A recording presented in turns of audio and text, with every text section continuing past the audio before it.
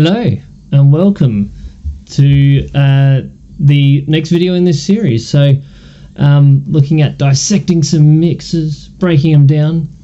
What we have here today is a mix that I'm actually super proud of, and it's a bit of a celebration as well. This song here is Underwater by Ethanol Blend.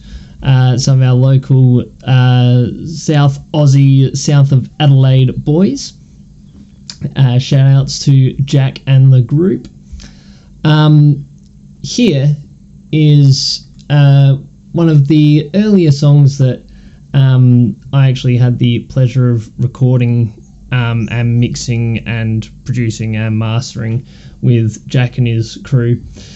So we have quite a bit going on here, including some outboard gear processing. So I'm going to do my best to break down the bits and pieces that you guys actually hear in here. So to start off with, this sound at the beginning, which you guys will be familiar with as the transition from the intro into Underwater. You can see here it was just tracked here, and then in the mastering process I layered that over. So this sound here is actually it's quite heavily affected here as well, but it is actually one of my delay pedals, the Aquapulse by Way Huge, self-oscillating, and then Jack and I had fun manipulating the delay time. If we shift across to our mix window, so let's do that. Yep, there we go, on the mix window. I've also layered on some distortion in the mix. We have a bit of EQ, a limiter to make sure it wouldn't clip, and a bit of stereo spreading with artificial double tracking here. So without those sounds, if I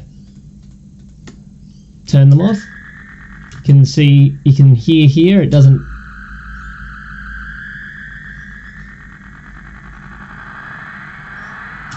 Yeah, it sounds pretty cool, but let's introduce some of the plugins as we go.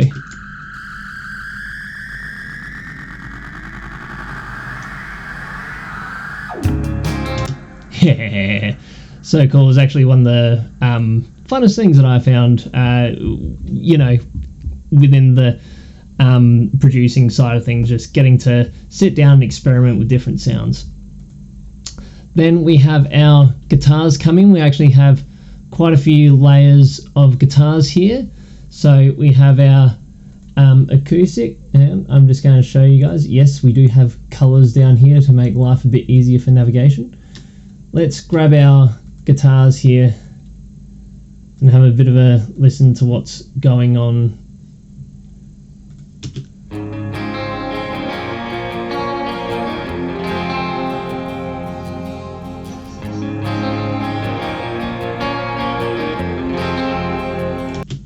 Now, we actually had quite a lot of effects in the pedal boards going for processing the guitars before they came to me. So to start off with, our acoustic actually hasn't got a lot going on for it. You can see these plugins across here, the J37 and then the NLS channel. What these actually are is, this one is a tape machine emulation. So adds a little bit of saturation and just a nice bit of, like they say, it's analog warmth, but essentially it's a very unique character type of saturation from the J37 model, which is one of the tape machines from Abbey Road. And then we have the NLS channel. So this is an emulation of the desk, which I believe was in Abbey Road at some point. Someone can correct me there. But this one is more off of Mike's desk. So you can see there's three different models here: Spike, Mike, and Nevo. And it emulates the mic preamps and the characteristics of the desk. Once again, adds a bit of saturation, and essentially that was the main parts that I put in on every single channel to get a consistent tied together glued sound. So we have our acoustic guitar with not a lot of processing. It's sending to bus 1 and 2, which is, I believe it's our reverb. Yes, bus 1 and 2. So I'm using a master reverb channel over here across the entirety of the mix, once again to help add that space. So let's have a bit of a listen to the acoustic. I've got it panned off a little bit here.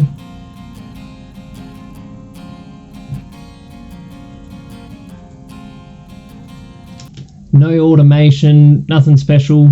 That pretty much just stays there for the entire duration of the song.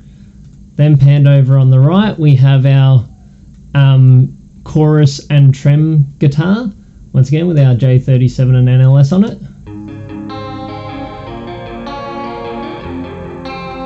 You can hear those guitars pair nicely.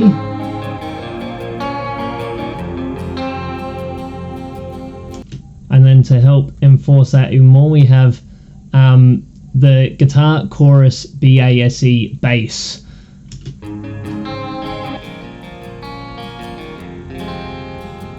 So these two guitars are complementing each other and sort of offsetting that one there, and almost form one large guitar sound.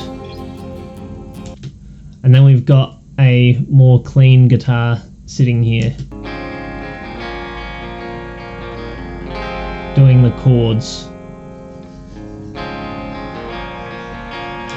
So with all of those together,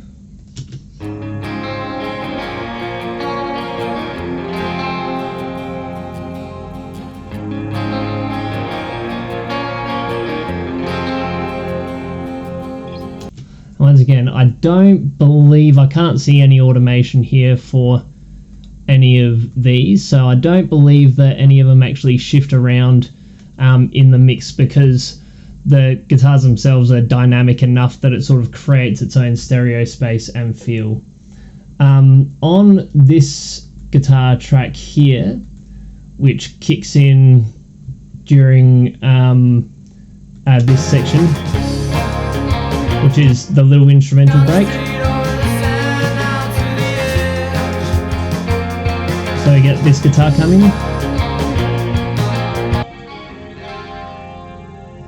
We get this one and this one kick in, and those are over the top of these guitar tracks here.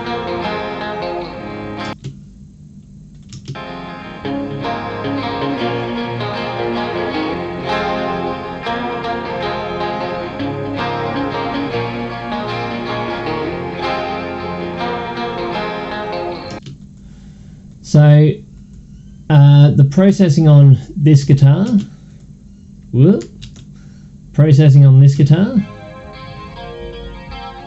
wanted to get it nice and wide, nice bit of chorus as well to add a bit more of a stereo effect, and then the lead kept quite dry and centered, just using a standard EQ just to give it a little bit of a mid bump.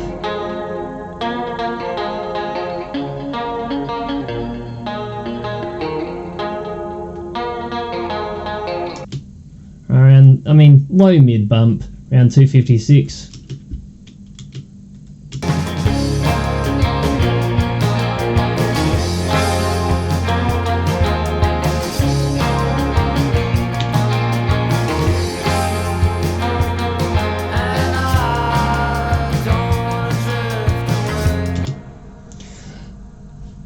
Listen to all that reverb, and that is the Vox reverb channel, so I'll go into that in a second, but first let's have a look at here. So you can see let's have a look at here, that's good English.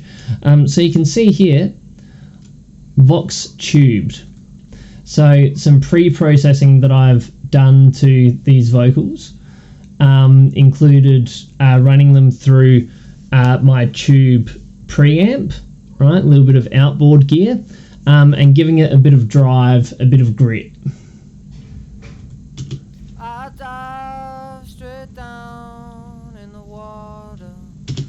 Now I was a big fan, and still am, of parallel compression rather than necessarily just slamming one vocal with a compressor and leveling it out. I quite like the idea for this project to keep it a bit more dynamic. So we'll have this raw vocal, and then we also have our vocal compressor channel, which has got our more gentle style of tube compression on it. So without it, then can bring it in, and you hear that it's still nice and dynamic, but it brings it up a little bit, makes it a bit more forward.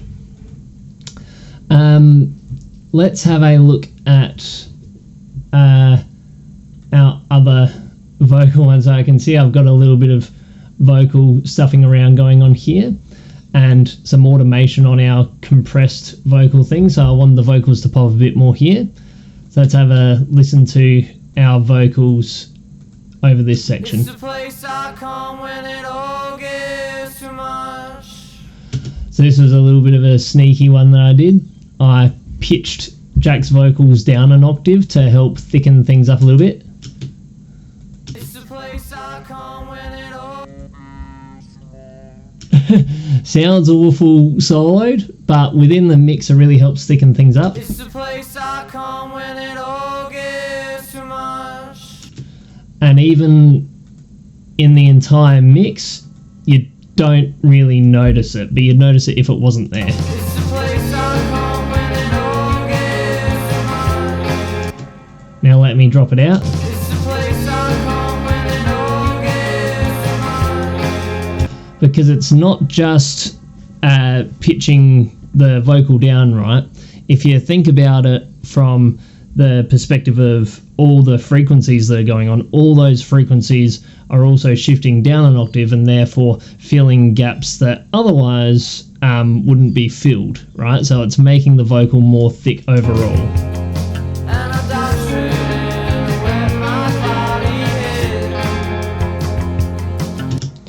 Now, apart from that, I think there may have been some EQing and such, and even some trimming and such. You can see it's nice and dead in some of these areas, but I would have done that prior to running it through the tube preamp. So cannot confirm, but yeah, I imagine I would have tidied that up a little bit beforehand. Let's have a look at our next instrument. Let's have a look at our bass here.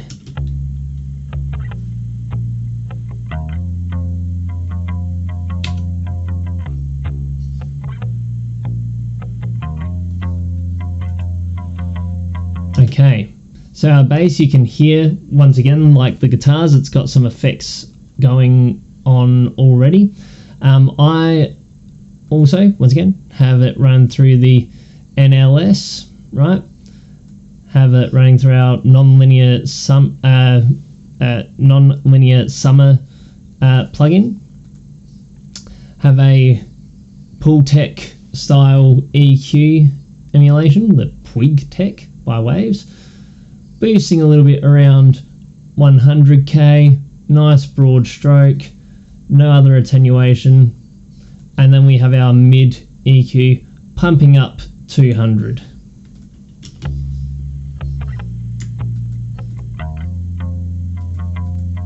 Just gives it a little bit more fullness.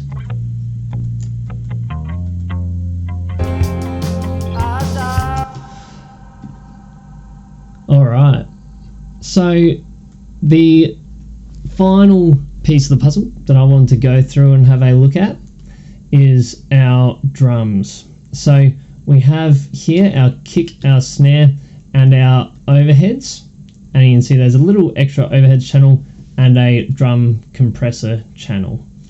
So I did some processing on hardware before actually going into the mix, So I started mixing it and then put it through some hardware, put it back in and did some extra tweaks. So apart from our standard bits and pieces, I believe I ran the kick, the snare and the overheads, I believe, all through my DBX 576 tube amp compressor. I believe I had that piece of hardware at that time. If I didn't, then it would have likely been one of my tube pre's, which is PreSonus again, one of the tube pre's there, just their standard one. Or there's even a chance I ran it through one of my other DBX external compressors. But you can see that everything is super nice and uniform, right? All of our waveforms are super nice and even, right? Super nice, level, and then our overheads are sort of carrying a lot of our dynamics. Now that was leaning into some of the specifications from Jack, who was really a fan, and I believe is still a fan, of beach fossils, and wanted to have that sort of sound where the drums could almost be electronic. So normally people are creating electronic drums or MIDI drums and trying to make them sound realistic. We were trying to sort of go the other way. So even in the performance side of things, when Zach was having a hit, it was like, okay, we're not doing any additional articulations on hi-hats and stuff, more than necessary, right? So serving the purpose of the song.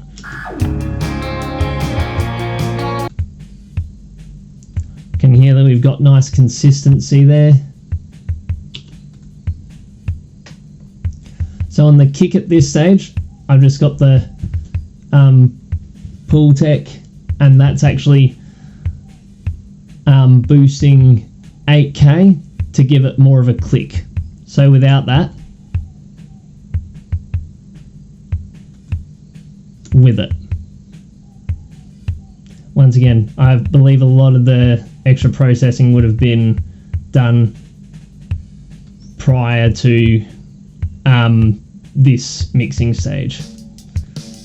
For our snare, we've got a fair bit of extra processing, but you can hear that it sounds a bit funny here, but it's because the tone that I was pulling from this is obviously blending with the overheads. So I'll listen to just the snare first.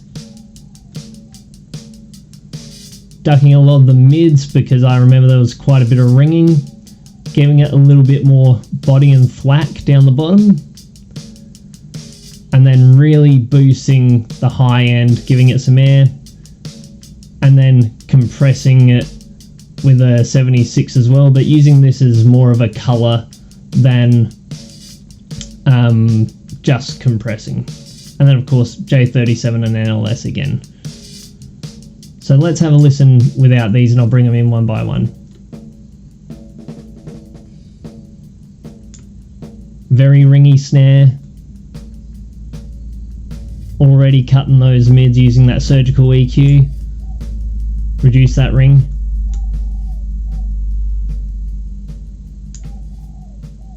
Giving it more body. Giving it air.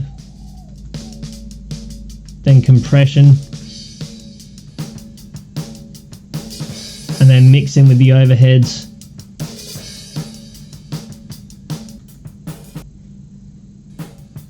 You can hear it without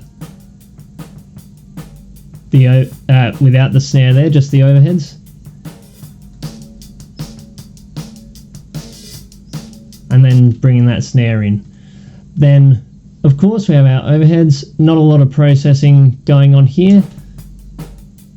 I used just a AB configuration, just not quite XY, but I sort of had the overheads placed above our crash and ride, and equidistant from the kick, because I've always felt that it is more important to have your kick in phase than anything else, because you really want that kick to be able to hit. And I don't know, there's no way to not get some level of phase cancellation when you're recording a drum kit, because, you know, everything is going to somewhat cancel or build in one way or another. So it's all about making sacrifices where it's appropriate. Then I've got all this running through a 2A hard drum group setting as the comp. So let's have a listen to this.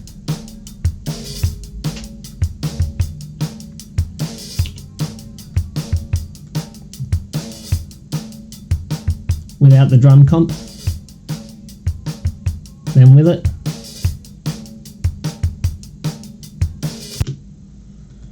Okay, now there is an extra little bit of production here, which I forgot was a thing. So I nabbed, and I believe this is from the ending of the song, this little bit of overheads, right? I believe that that's from back here somewhere.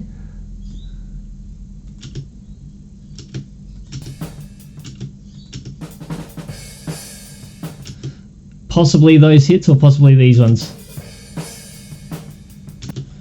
But I spent a little bit of time and I lined up the hits more accurately, because I felt that the song needed a little bit of those cymbal emphasis, at a little bit of cymbal emphasis there, which didn't previously exist. So those are 2 dubbed in cymbal hits.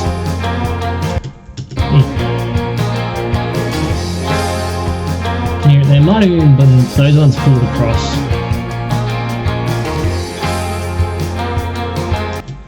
Because if I pull those across there, those cymbal hits weren't a thing, I don't think. Or maybe they were. Maybe I just set that up for emphasis, to have a bit of extra volume there. But they're the same volume. I'm not sure. I've also done a filter, a high pass filter on that one, so don't know, maybe something was out of time. I can't remember what I fixed there, but there was something. So, and when it's done well, you shouldn't be able to notice, which is the idea. So we've had a look at the bass, we've had a look at the guitars, we've had a look at the vocals. I reckon that is about all she wrote for this one. It was super fun.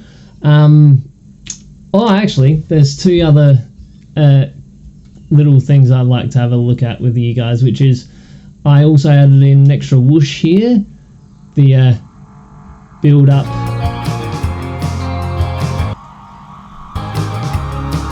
Works as a nice bit of a riser going into the guitar solo.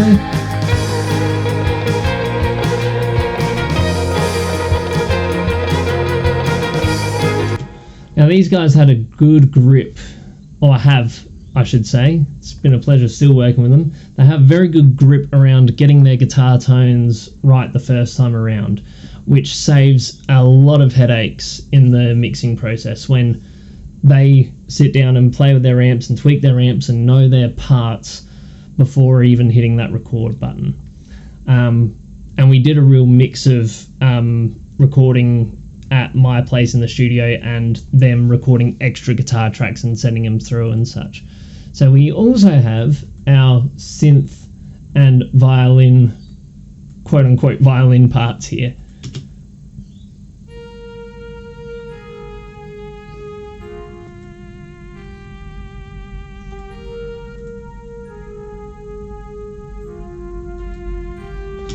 So yeah, mostly just a hard left and hard right on those ones, and they make up that neat little melody that you hear in the background.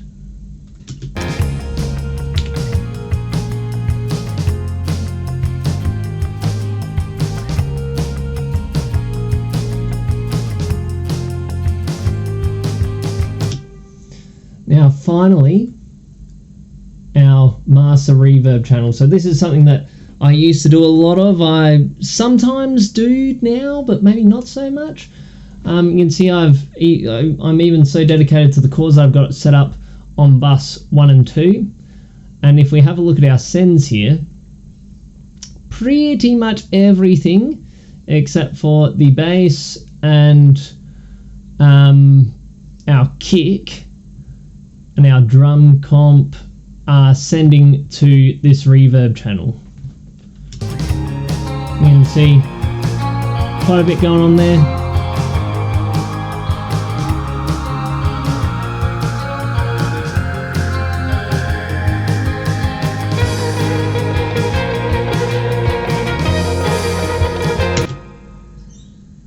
Right, so that's another way that we've created a nice big atmosphere, is by having most of the things sent to that reverb channel and that reverb mixed in, right? See, it's negative 1.3 here, we got negative 7 gain here, negative 12 gain here, right? Down here, our gain's flat out at 0. Nice large area, nice decent chunk of time.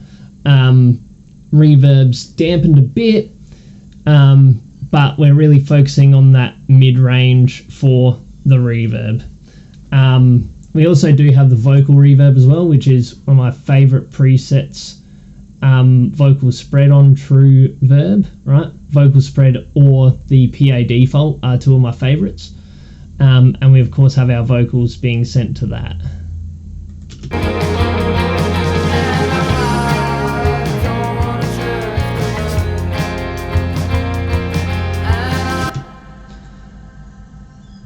Now, you're probably wondering, how is this not having, how is this not super overpowered, right? Well, going through each track, I've blended in each track just the amount that I want to send at any point in time, post fader, and then I've just mixed in each element individually, okay? Each element individually.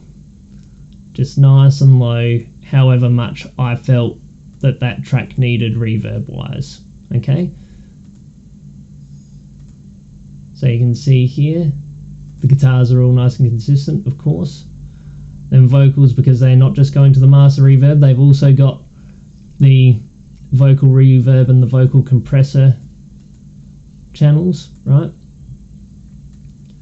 So yeah, that is pretty much all of those bits and pieces. Oh, there we go, a little bit of extra processing for our kick originally. Whew, that's a pretty excellent EQ, pretty wild. Targeting that fundamental really low around the 80 hertz mark, of course. Ducking second, third harmonics, and then giving it a little bit of click and punch, and then that would have been before going into the tube pre to give it some color, or the compressor. All right, well, there we go. That is the breakdown of Underwater. Thank you all very much for having a watch, and tune in for the next one.